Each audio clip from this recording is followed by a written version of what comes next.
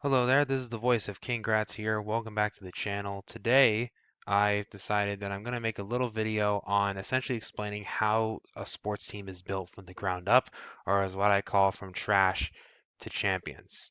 Um, this video is mostly directed towards casuals, mainly because this is a focus more on those who are, casual fans who want a better understanding of how the game kind of works and around certain sports leagues.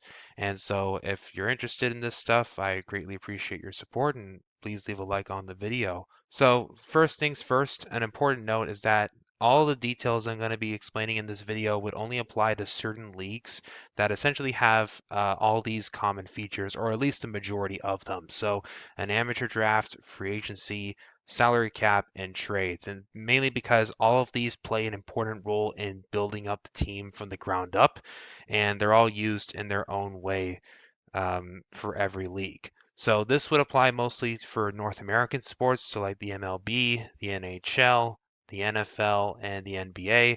I'm not going to be including soccer in here because that involves a very different formula for success, and probably the same thing happens with cricket or rugby or anything of that nature as well. So, and I don't really have a good basis on that, so I'm not going to be trying to discuss them in this video. So, part one of this whole process of going from the ground up is the rebuilding phase. So, this is usually the longest phase and it involves a lot of time in order to get right. And sometimes, if it doesn't go right, then a lot of bad stuff can happen and a lot of negative repercussions in the future. But it's a complicated process. It involves a lot of pain.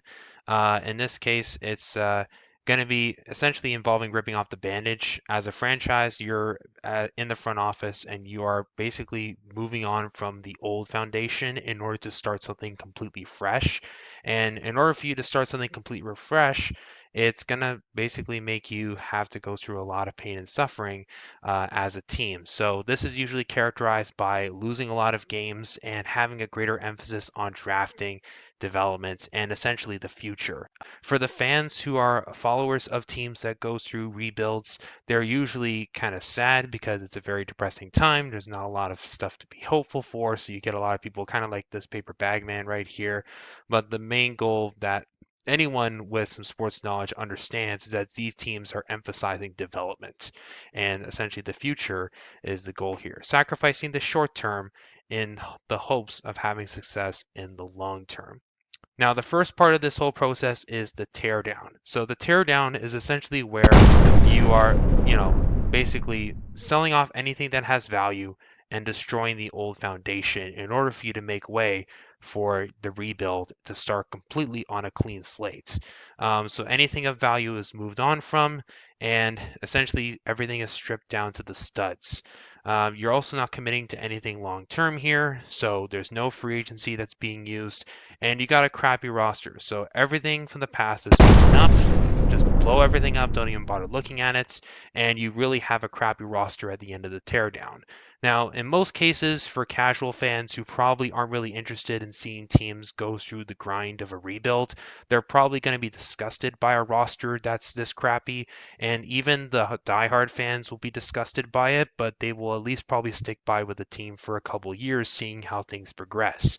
But usually, this is going to be a pretty stinking team for at least a couple years. Now, following the teardown, you basically have what we call tanking. It's a controversial process that is talked about in some sports circles, depending on who you ask. But essentially, if you're rebuilding, you're going to tank, and then tank some more. And essentially, this whole period is where losing becomes the standard for your team. You are not trying to win games, you are trying to lose as much as possible in order to support your future. You're also trying to accumulate prospects and picks, and usually this is done by further cutting up your crappy roster. So anything that performs well during your years of tanking, you would sell them to the highest bidder for more younger players or for just more draft picks, which are essentially magic beans, so that way you can get more prospects. And that's kind of the whole idea here. So accumulating as much future assets as possible. And essentially, you're left with a pretty crappy roster by the end of the year. Hopefully the best odds in the draft lottery is attained by you, and you accumulate a good number of prospects that you can then use for the next phase. And then this brings us to the building phase. So the building phase is essentially done simultaneously with tanking because this is where you start focusing on your development and building skills. So this period is where the draft is your biggest asset because teams that are in the building phase are going to have a very high investment in their scouting department. They're looking for young prospects that they can use to build through the team. And essentially, your draft is going to be very important for the future because if you mess this up, then essentially the whole process has to start all over again because you've wasted all this time losing and you got to do it all over again. So it's very important that development and the best prospects are siphoned out as part of this development so that way you can then create your nucleus. Your nucleus or your core are going to be the best players in your rebuild, and the guys who you see are going to have the best success at the big league level. And usually, this is going to be a couple of players. I think in most cases, it's probably about 3 to 4 players that make up the core, and then everybody else essentially surrounds them like a supporting cast.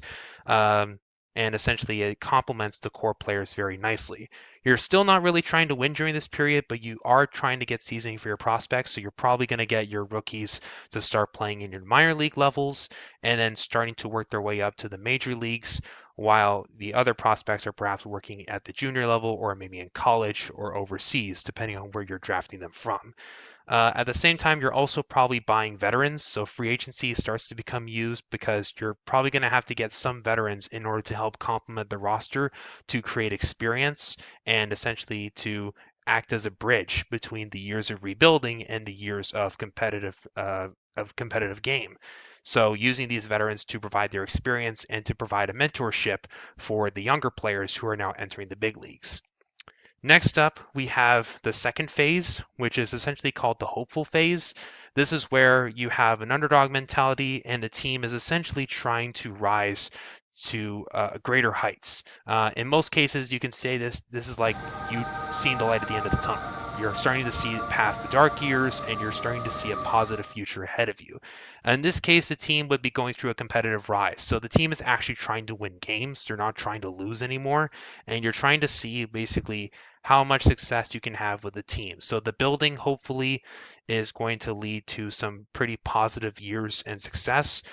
Maybe the prospects are going to prove themselves depending on who you ask and which prospects are like part of the core and maybe you're not part of the core. These prospects are supposed to prove to the rest of the league that they are here to stay and that they are the real deal and that they should be respected. Now, you're probably going to get growing pains in this period.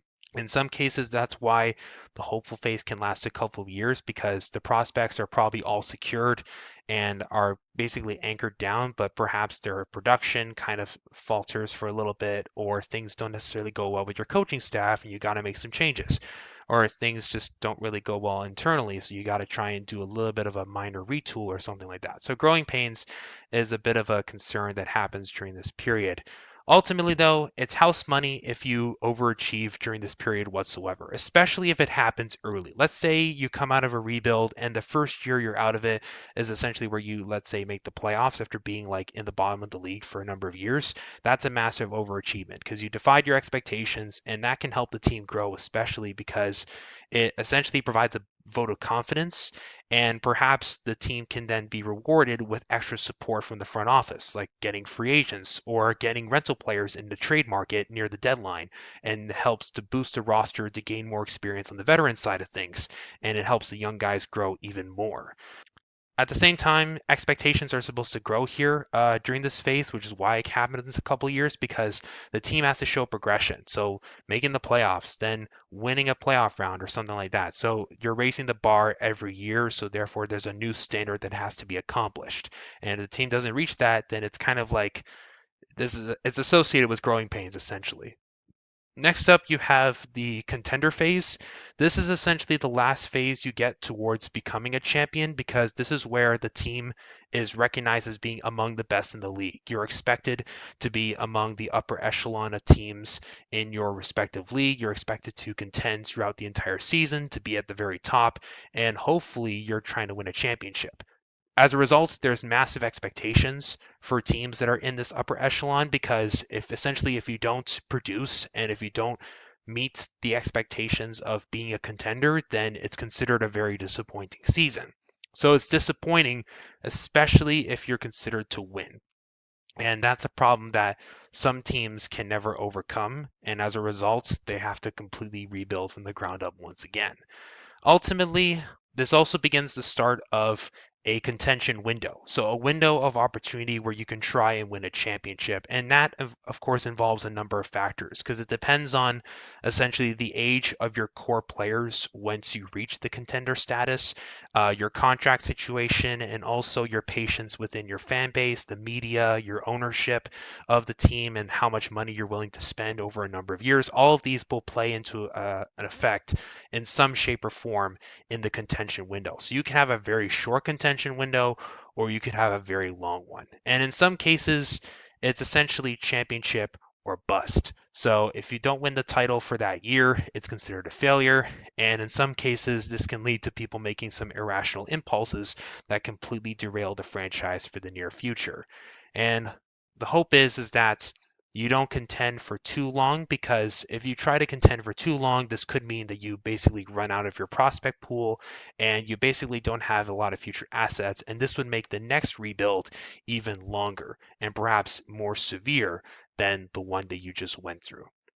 But yeah, that's basically the end of the video. I hope this is informative for all you casuals out there. If you enjoy sports, I hope this is just providing a little bit more of a bridge between those who are super advanced in sports knowledge and those who just want to have fun and watch the game. Just, a little bit of context is important. And yeah, if you enjoyed the video, please leave a like, subscribe to the channel, and I'll see you all in the next one.